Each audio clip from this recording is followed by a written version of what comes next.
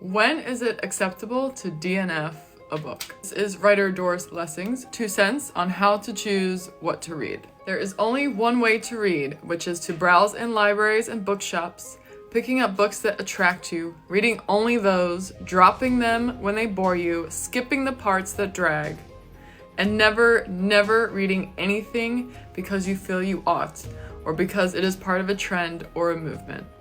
Remember that the book which bores you when you are 20 or 30 will open doors for you when you are 40 or 50 and vice versa.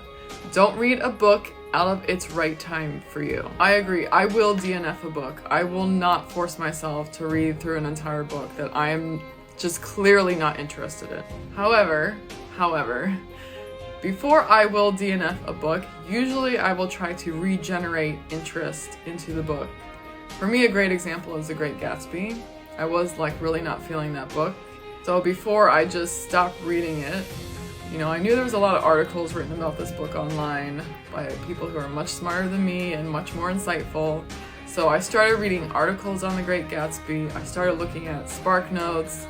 What are the themes, the messages, what are the symbols? And that got me really interested again in seeing if I could see all of this play out in the novel, and other people's insights into the novel made it way more interesting, and I was able to read that sucker in a day, and I really enjoyed it. Also, sometimes I will DNF a book and then pick it up a year or two later to finish.